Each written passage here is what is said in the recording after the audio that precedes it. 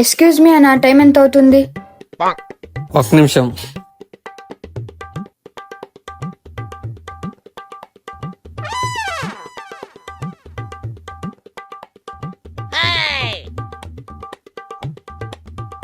ఏం చేస్తున్నా వీడు? ఎక్స్క్యూజ్ మీ మేడం, అక్కడ వెళ్ళి కట్టి తీసుకుని రండి.